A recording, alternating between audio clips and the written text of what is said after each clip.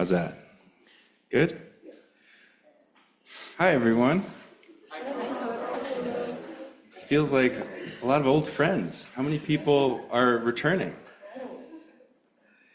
How many people are here for the first time? Wow, quite a few. Well, welcome. You're already family. How many people of you who are here for the first time have been with us in the cloud? Is that everybody? Who hasn't been? Who's the first Upaya thing of anything ever? Beginner's mind. What's your name? Esha. Welcome. Well, this is an unusual program, like most of our programs are unusual in one way or another. And Wendy Johnson, yes, our wonderful grandmother, and if the dog's here, we don't clap. Is the dog here? Yes. So Jaya, our wonderful mascot of all things, and Wendy and Roshi's dog, wonderful, sweet dog, and she likes to clap when we clap. It's just in the form of barking, which can be kind of terrifying. So we try not to clap. I think everyone got a kind of introduction and tour here from our wonderful residents. Did anybody not get the tour? Okay. Are you staying on campus? No, okay. So if you have any questions, ask a person in black. If they're not a resident, they still probably know. You can ask Vanda too, she knows. But we're in the high desert, and so as you probably know, please drink lots of water. You're welcome to bring covered water bottles in this space. Just don't let them fall on their side, or Roshi will faint. This happens sometimes. They go bang! So let's avoid that. Bathrooms are right there. Of course, there are more in the Zendo and the River House area where we had our dinner. And then it stays quite light out actually till dark. But when it's dark, please use a flashlight or something. The stones, the flagstones can be uneven to walk on. So just make sure that you're safe. And I think our teachers will go over the schedule, so I won't talk about the schedule, but it's going to be a wonderful combination of talks and dives into, well, I'll let them talk about it, but then on Saturday is our big day out in the sun. So I hope everyone brought sun gear and sunscreen. If not, we've got some stuff, but just want to make sure everyone's hydrated and not sunburned because the sun is bright here. For our online, Bonnie, could you go gallery view, please? Our online community is joining us, and we have 70 people on right now. Hi, online community. Hi, Cloud. Welcome as well. And, to the extent that you can, Wendy Johnson will help you to be a part of this as much as possible. A big part of this is having your hands in the dirt. And so we'll try to make ways that you can participate in every part of this. And I'll try to have, as much as possible, the entire garden ceremony on Zoom for the whole period. And if you don't want to be on camera, too bad. You can let me know. This happens, this kind of program, because of the generosity of so many people. First and foremost, our teachers, Roshi, who's worked tirelessly for decades, and then especially in the last few years to help create the space for this. Wendy Johnson spending many decades in the dirt and in the hearts of so many people. And Alonso Méndez, who, I don't know, Wendy, you'll give a bio of him, but an archaeoastronomer and master of all trades. That is really a privilege to have him with us to speak on corn. And so the generosity of our teachers, the generosity of our community, we just thank you for your presence and for any offerings that you've made so far. And we'll also ask at the end to give Donna as an act of generosity to support our teachers and this community, because we couldn't do it without the generosity of all of you. So thank you all so much. And if you have any questions, I'll be here through the weekend. And again, anyone in black, you can ask, and we'll try to do our best to help. Thank you. You on?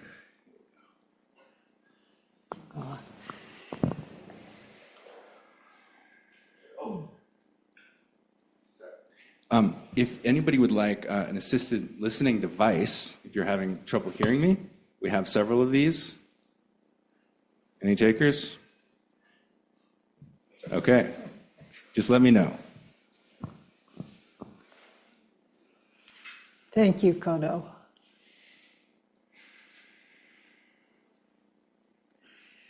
One of the things about living in the same place for more than a decade, so to speak. So I arrived here in this place in 34 years ago. And just to be in the cycle of the seasons and also to participate with the actual land that we're on, it's probably not easy to imagine, but I ask you to imagine the entire Upaya landscape void of trees. And part of the vision of this place has been to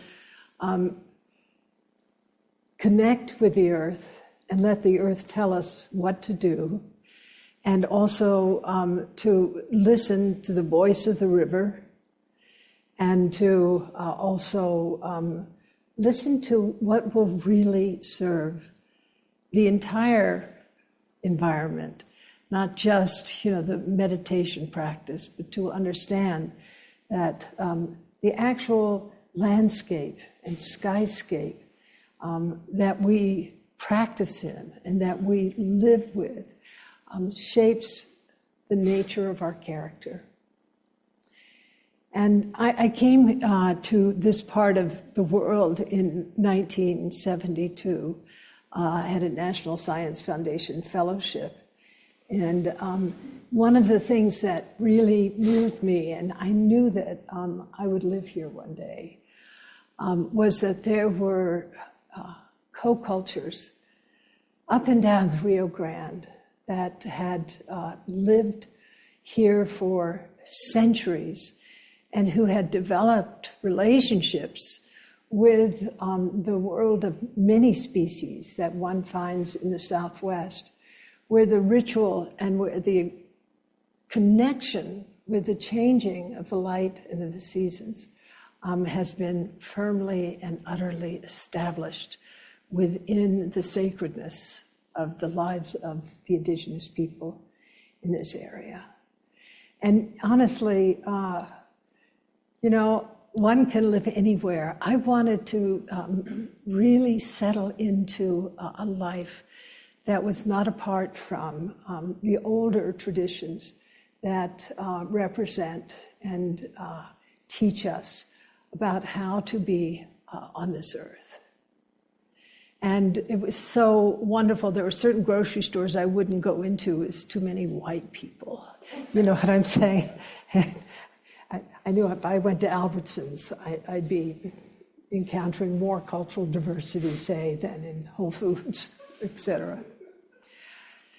But over the years, my long relationship with this good friend to my left brought me into the importance of what it means to engage in bhavana, which means to cultivate not only the fields of our own psyche and character, and in fact, so many of the images in early Buddhism were coming out of the world of agriculture. And bhavana means to cultivate, and it's a word that also talks about our relationship to our own experience, not as a solo individual, but how we open ourselves to the truth of intersubjectivity, of non-separation from all beings and things as they are, exactly as they are. And to cultivate the quality of mind, where the humus, if you will, the humility is really deep. The earth is really deep. And as a result of that, you can send your roots really deep and experience the stability that arises from bhavana, from the experience of cultivation. So that is what we're doing in these days ahead. And we want to express our gratitude not only to Alonso and Wendy and Troy and Roxanne and Porter and Melissa, who will be cycling through this space of ours, but also to you. Because we will be putting, if you will, our hands in the dirt. And if you're lucky, you'll return here later in the summer to discover the glory of this kind of surging corn, these extraordinary plants that arise so quickly out of the earth with a little bit of attention, coming from just one little kernel. And it's a kind of miracle that one experiences to drop the seed in the ground, but also then to see the seed sprout. So one of the things about planting is water. And we're in a dry world here in the Southwest. And it's a world where, I'm looking at Karen, who's been in this landscape for a long time. Of course, Chuck and Annette know this so well. What our work is to really honor the watershed that we're in. And to understand that the thunder beings, the rains that come from the south and also from the west, are said to only arrive because things are beautiful. So the thunder beings travel from Santa Barbara Island, are kind of called into the Southwest to meet beauty here. And that is in part what we are doing here. We are here to make beauty and to rest in beauty and to also find within ourselves what it means to live. No matter how complex our world is right now, how deeply tangled, how much confusion is very apparent, and how much violence is upon the landscape, it is, no matter what the conditions are, to find beauty in the midst and to make beauty in the midst. And so that is one of the things I want to just say. You have come together to make beauty in the midst. As someone once said, to shine one corner. Because if there is beauty here in this watershed, other watersheds will also find beauty. And in that regard, and call in the thunder beings, so to speak. In that regard, I'm going to ask our friends online. I have my computer so I can, track it with you. If you would put the watershed that you find yourself in at this very moment, the weave of water veins, across this country and across the world. If you would put that in the chat, and I'm going to call out some of those watersheds. And then I'm going to ask, for us, just kind of randomly to call out your watershed. But I want to, we'll jump into the online community first. Because you would be surprised how few people know what watershed they're in. And we're trying to create that sensibility. Please write to everyone online. Yeah, everyone. So I'm going to just share. So, Pat, Santa Fe, Boise River, Idaho, Greater Los Angeles Basin, Columbia River watershed, South Platte River watershed, Clear Creek, Central Florida, unceded Seminole land, Asheville watershed. Oh, they're jumping. The water is flowing. Durango, Florida. What else? Oh, there's Achaf. I have to ask Carolyn how to pronounce it. Atchafalya. Well, okay. And hey, Elizabeth G., old friend. Santa Fe, right here in the Santa Fe River. Cape Cod, Boca Raton, and the Atlantic Ocean. Okay. So there are many watersheds weaving through our company, and I'm going to ask, those who are not in the Santa Fe River watershed, what watershed are you from? Rio Grande. Rio Grande, okay. South Platte. There's two South Plattes here. And Rio Grande. what? Rio Grande. Rio Grande, wonderful. Leslie. Hudson River. Hudson River, good. Nancy. Delaware River. Delaware River, beautiful. And Allah, really, what watershed are you from? Chesapeake Bay. Okay, I thought you might be back in Eastern Europe. I've been following Allah since, in her amazing travels. Chesapeake Bay, okay. Welcome from the DC area. I'm so glad you made it. And what about you, Koshin? What watershed are you from? Grande. Yeah, the Rio Grande. And how about you? Truckee River watershed. Truckee River, in California. All right. And let's hear from a few more of you all. Galisteo Basin. Galisteo Basin, right on. And Karen. I have two water sources. One is Espanola Aquifer, which is one of the biggest natural aquifers left in this area. And Mambe River or Sequia comes down from Mambe. Yeah, beautiful. So my heart is very open as I hear, your voice calling out what watershed you're in, and also to, understand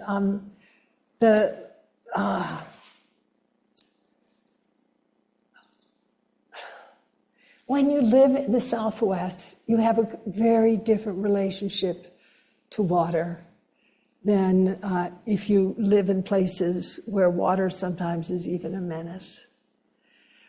You begin to realize that water is life.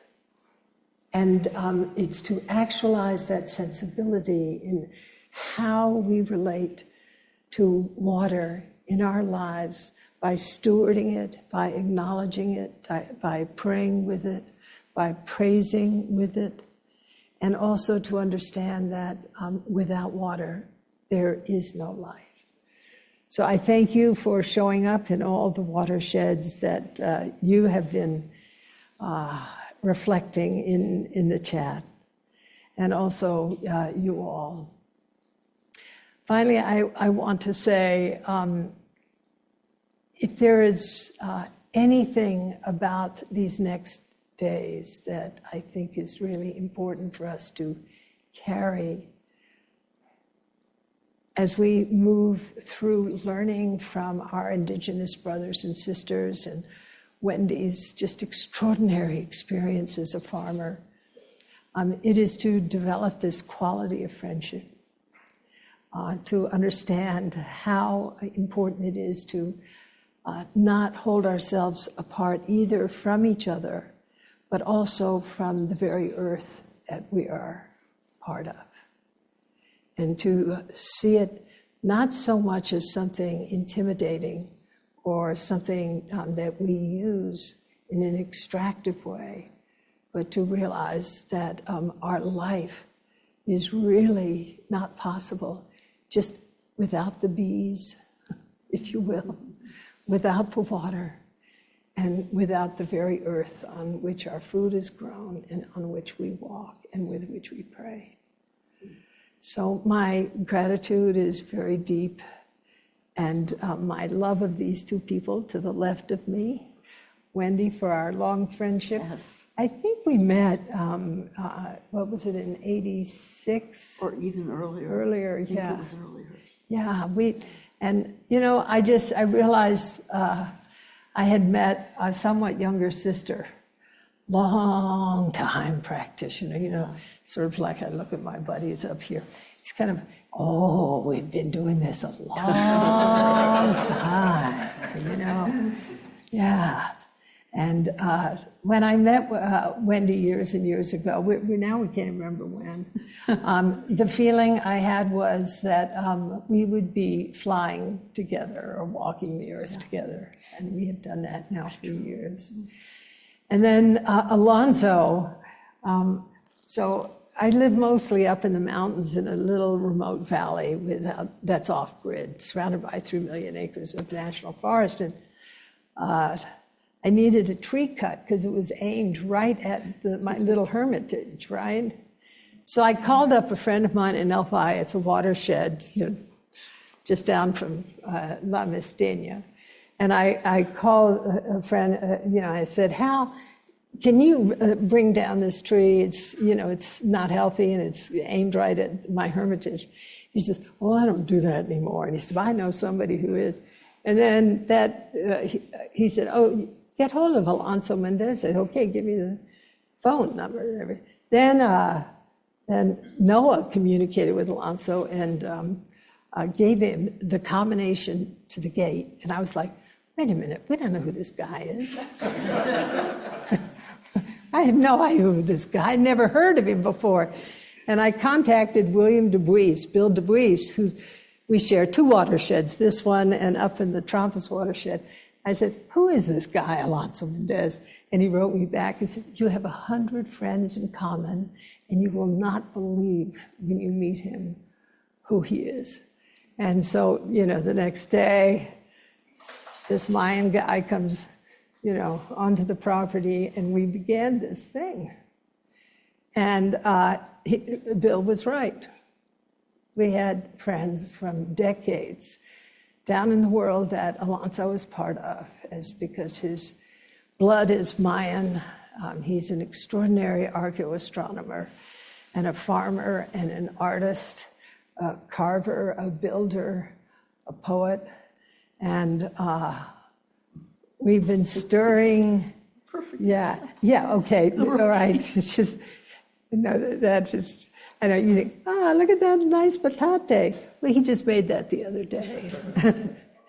And we became best friends and have shared so much love and also deep, hard work over these years. And I just want to say, to have you two in this space and us doing this just is a pure joy for me. So deep thanks. And I want to also offer thanks to Noah and Bonnie and Cezanne and all those wonderful Bodhisattva residents who kind of make all this happen. Really, this is such an exercise of collaboration, exactly what we'll be doing over these next days together. So just incredible gratitude to the backstage bodhisattvas for everything that you're doing. And also to Peggy, who's dreamed up and ginned up this incredible menu that we'll be enjoying, thanks to Henry and all the kitchen bodhisattvas. And you can't do things like this alone. Really. It's all about connection. And so may we enjoy and learn from connection over these days together. Thank you. It would be lovely if we could drop the lights so that Alonso can light the candle in the room and offer anything you would like to offer. But let's just sit for one precious minute and feel the drop of the light. You've come from such a distance. And I'll wager, just lift your hand if you've been for online programs before, and this is the time that you're now here. Let's just see how many of us have been connected in the cloud community. This is to encourage you, beautiful cloud community.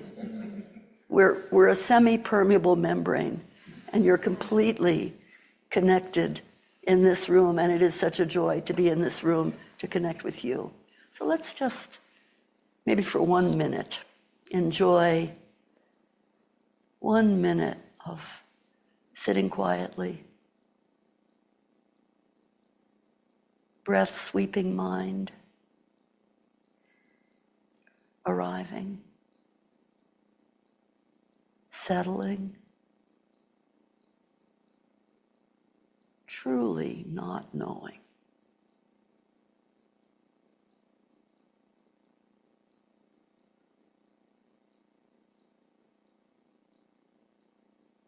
Let your breath come all the way in.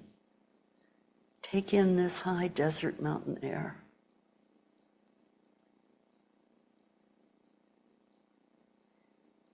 And then all the way out.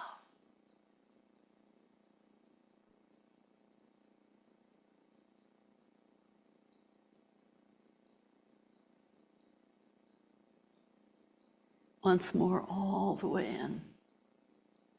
Feeling the lift as breath fills your body-mind. Shoulders back.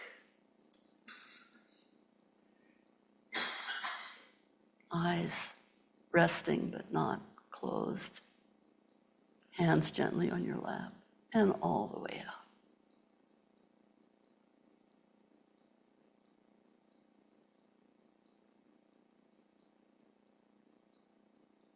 And once more, breathing in.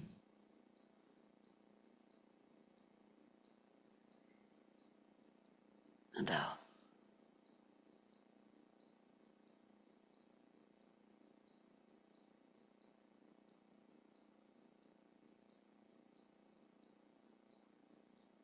Thank you.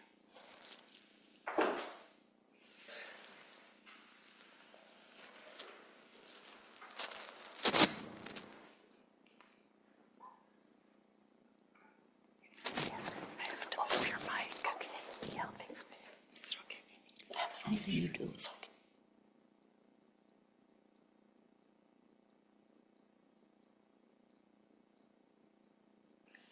Okay, it's okay.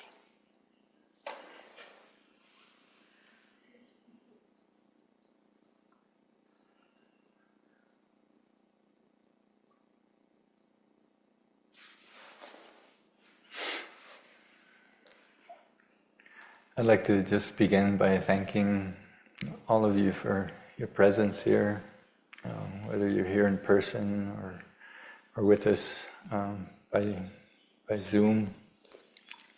It's a very distinct honor for me to be here in this space. Last year we were watching it grow and be completed, and I still feel the energy of the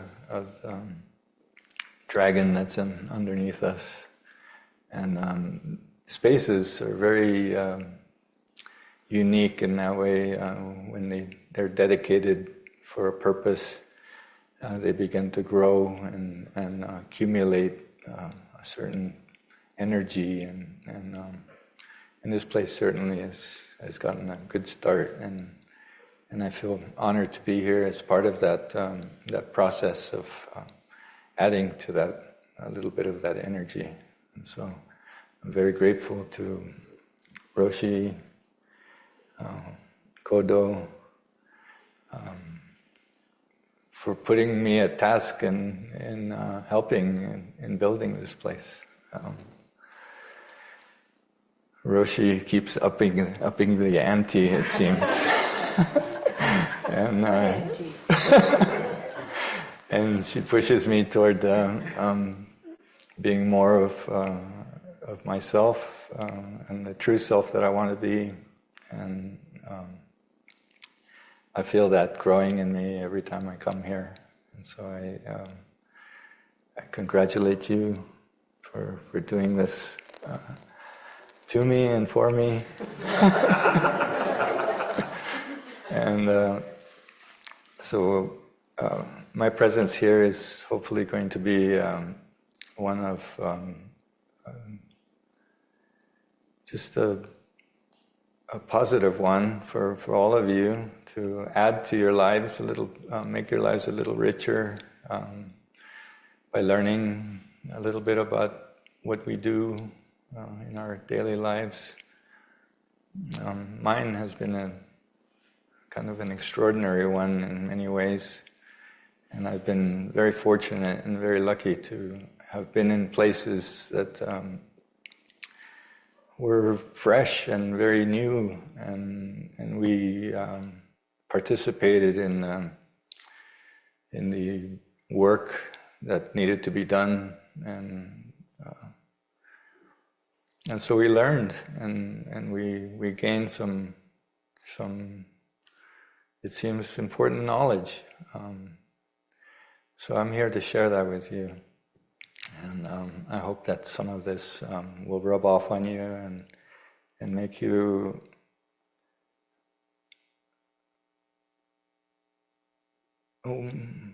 sort of a human with great curiosity and a deep desire to be a part of the world, to be a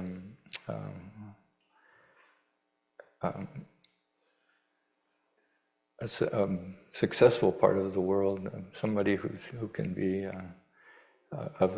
make a difference to somebody. And I think really planting is one of those great gifts that we're given as humans, in order to fulfill sort of a role that we have as people, to use our hands, to use our will, to make things grow. Those are worthwhile endeavors and very noble act. If we are able to feed ourselves, if we're able to feed our families, if we're able to find the medicine that they need, to recognize in the natural world those things that are beneficial to us. Those are the things that I think are worthwhile in this world to learn about, to share with others. So I'm very grateful to be a part of this work. Once again, we get to see our little plants grow. It's always such a joy to come every week or every month and just watch the progress that's happening in the little garden that we have. And so I'm very grateful to be here. Yesterday we were blessed up in our watershed, the Trampas River. It was our turn to get the water, and so I was having a lot of fun carving new little waterways for the water to follow, watching where it goes and helping it find its way to the plants that need it. So that's a really one of the things that I enjoy the most about being up here in New Mexico. This system that a lot of native peoples here have worked a tremendous amount just to help the landscape and to create a very beautiful balance between human work and the natural world. And so I'm proud to say that I'm part of New Mexico now. I always felt that when I was a kid way back then, my mother used to like to go to the powwows on the Four Corners. And one year we went there and she got into a terrible accident in her car, and we crashed. And I always felt that I spilled a little bit of my soul there. And so something told me to come back to New Mexico and try to maybe recover that soul. And I feel like that's part of my journey these days, and it seems to be working, because I've found good friends, good family, and a beautiful place to live in. So I'm very grateful to be here.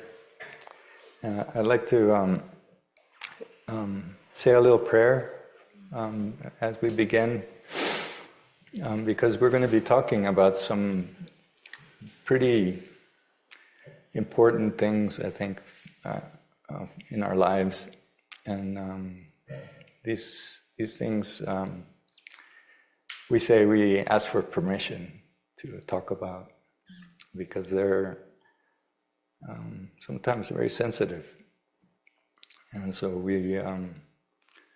we'll ask for that now, if with your permission.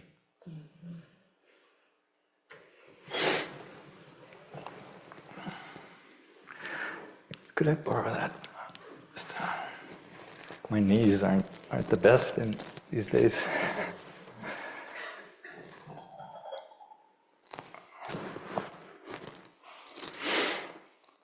We're going to be dedicating a couple of new tools in this journey, in this quest that we work with food.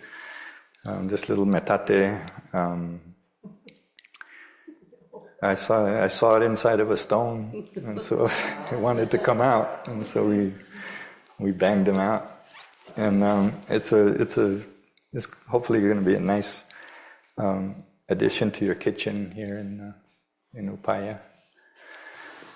I'd like to just say a prayer that I wrote while I was having lunch with you guys.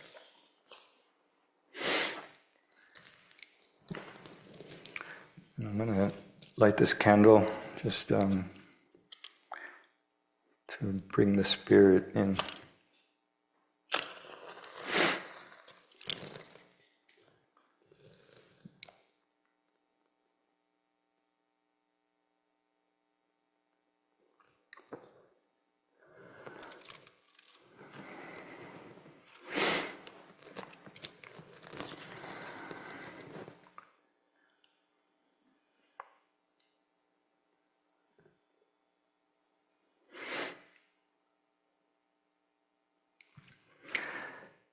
Here we are at your feet, Holy Father Kakanantik, Holy Mother Halamatik. We're gathered again. We're waiting for your arrival. Soften this earth with your fertile footsteps. With some luck and our efforts, that our sowing will grow well in your sight. That our little ones will grow well in your countenance. Here we are with our mothers, our elders, with great will, with strong hands, with strong hearts. We bring you good seeds. Here's our corn. Here's our beans. Here's our squash. Lay down your fertility to the roots. Lend us your rich earth for our humble planting. I will come before you. I will put myself before you, this mother, this earth.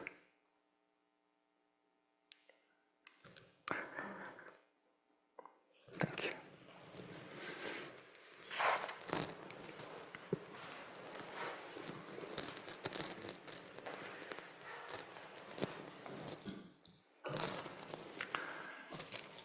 Oh, thanks.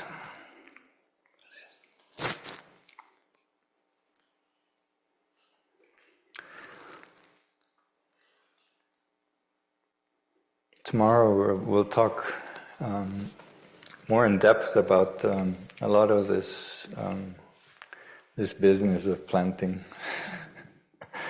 It's an old endeavor. And we were blessed to have Wendy here, a grandmother that knows the earth so well, knows the seeds, what they can do, what's required for them to grow. Those are really important lessons that we learn from our elders, our family, our fathers and mothers. What we try to teach to our children.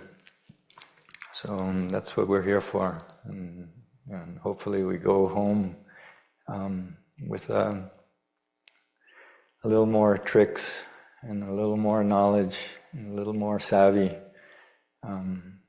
to know how to make things grow. And that's the great part of life, is to watch that upward movement. It's inspiring. It's a great thing to be a part of and involved in, because it lifts us up when we see those little plants beginning to grow. Our hearts rejoice, and we're lifted as well. So that's what I want to share to you guys a lot about, is this idea of regenesis that we're very much a part of. All animals, all life on this earth has that ability, that need to regenerate, and so that's what we're after, and that's what we're hoping to touch base with. So thank you again for being here, and thank you for bringing me. Thank you. You're beautiful. Can you feel it? The call. And, we're grounded in gratitude for all the many beings that made it possible for us to be here. Just scan and think and feel them, everyone who supported you to be here, and for you to be online with us. We are tremendously grateful for your presence. The cloud community brings rain, life-giving rain. Last night, at the very end of an important day, a smattering of fat raindrops falling, bouncing, being absorbed into the ground.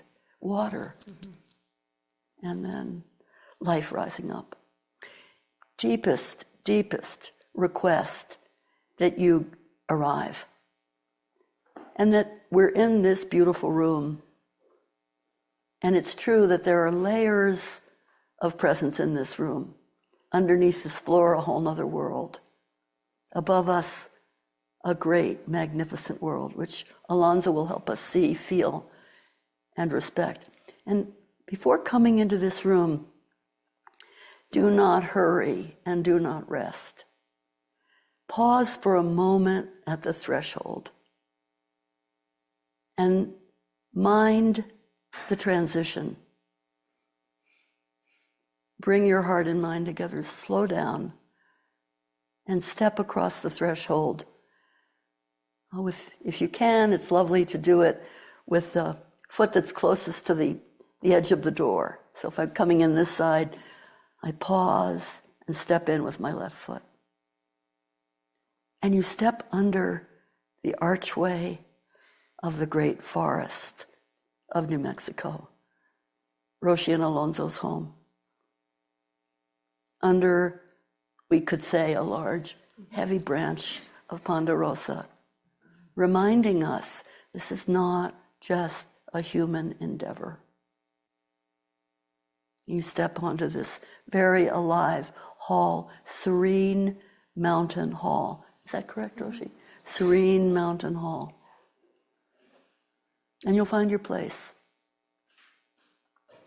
Come as a newborn. And for those of you coming to the teachings from the wider community, also set aside a place in your home that is your garden, whether inside or outside.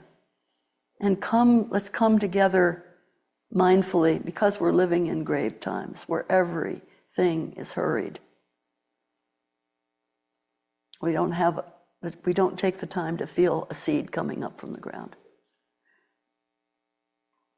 We're going to plant in the great Penistaja soil of New Mexico. Forced to sit is a translation of one of the soil types. Dust, dry, gritty, alive with mineral wealth. Porous, breathing, open. I come from heavy, bottomland. I'm planting lettuce on the bottom of the ocean in Redwood Creek watershed, which runs into the great San Francisco Bay and is a long traveled and known tributary for the native people. I come from Coast Miwok territory. And I'm grateful guest there and here. So slow down. If you have a garden outside of your home, online community, beautiful. If not, if you can find a single pot.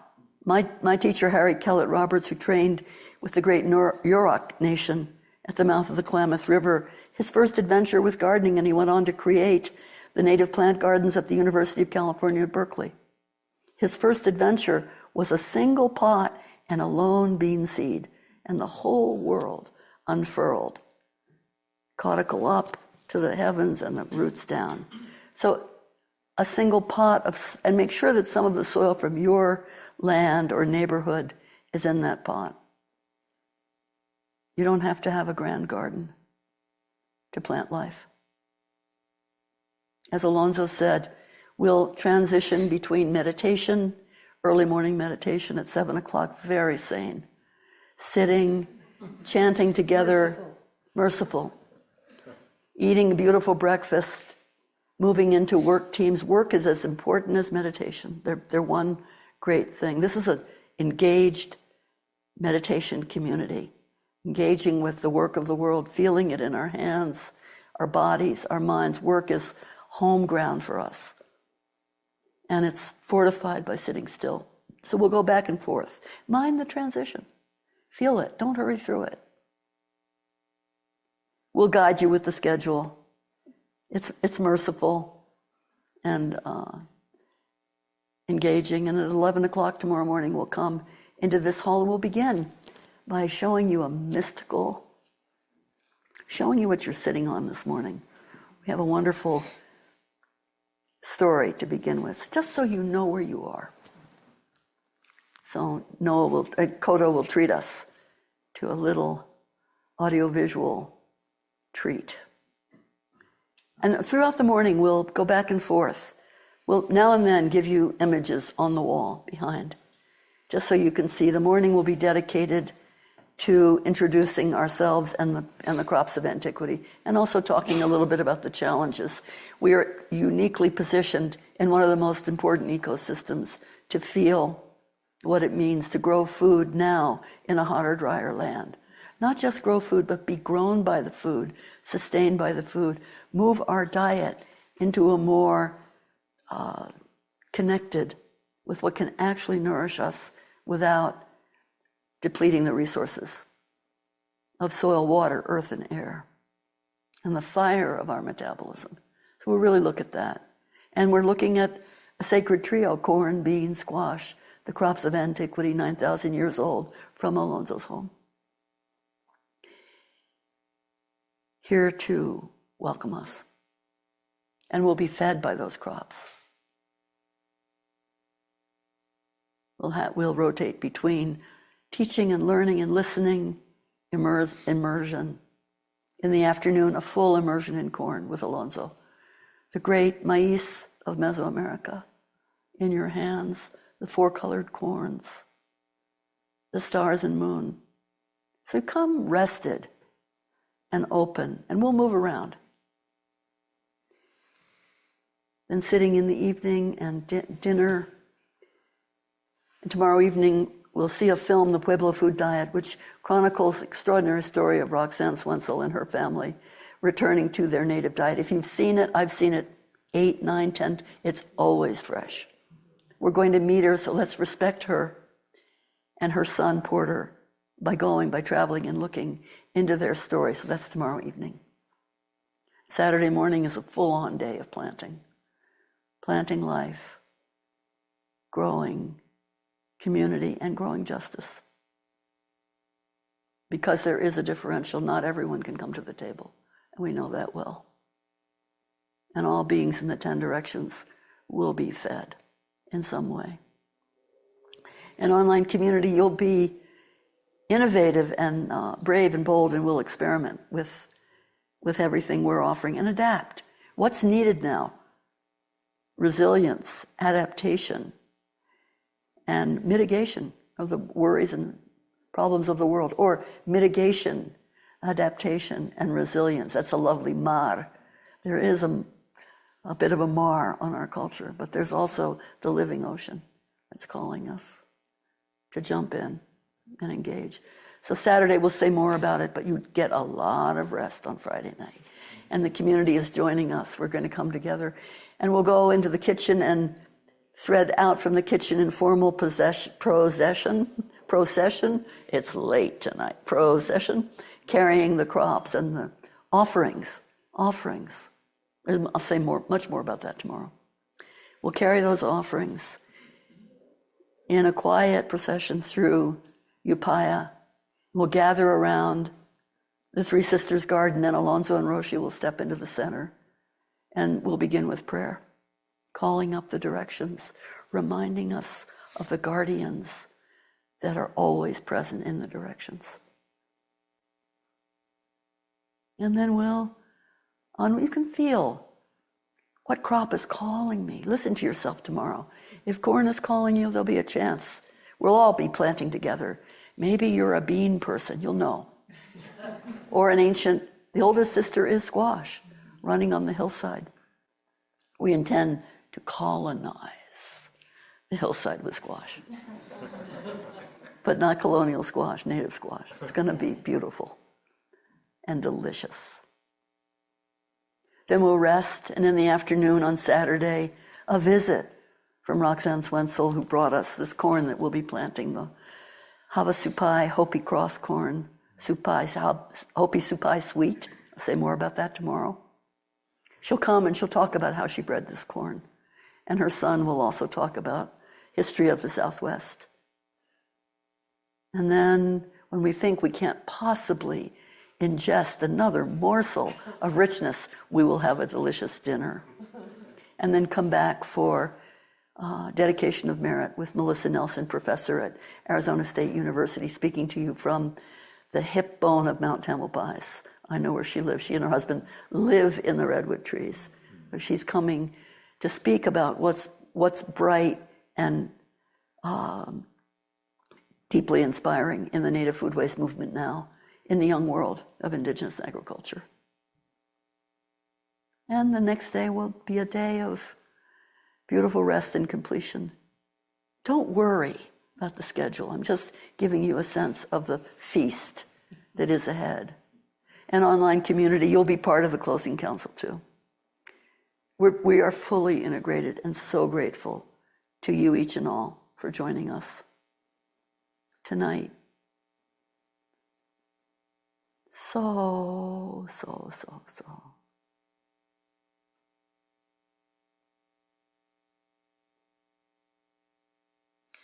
We began our evening with Roshi offering the intention for the retreat.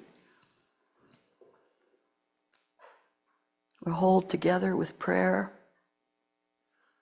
the gift of light and food, mystery and ancient wisdom, and close tonight by dedicating the merit of our practice and chanting the 4 great vows. If you don't know them, then enjoy the concert. You're about to have a beautiful offering. And you know what? Let's drop the lights so you can really hear the voices in the dark. A bit, not full dark, but let's make it quiet and dark. Please, please, please find your rest. Even if you've come from Taos, still it's a journey to be here. And let us help you and welcome you and hold you, as you did me when I came from the sea level. Let us help you and hold you and welcome you. And help us by now slipping into silence, not worrying, full of wonder. Take some time to look at the night sky as we exit, and we'll see each other again in the morning at 7 o'clock. A little earlier, try to come 7:15, 7:10, so you can find your seat in the meditation hall and really be relaxed and welcomed. And then our life unfolds together. Thank you for making this retreat possible.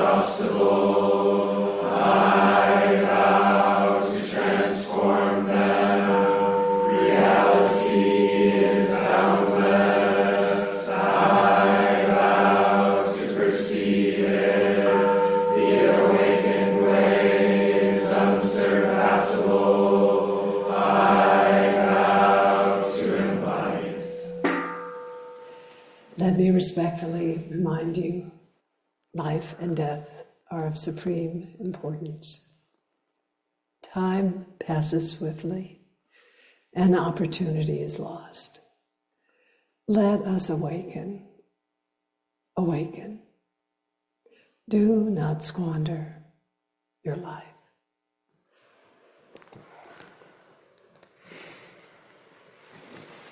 Pause a moment for the extinguishing of the candle.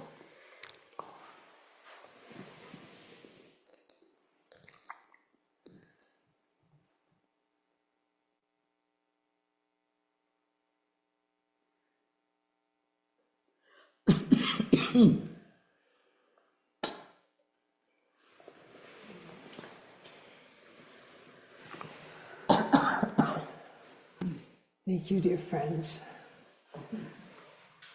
Walk safely, sleep deeply, and enjoy the night.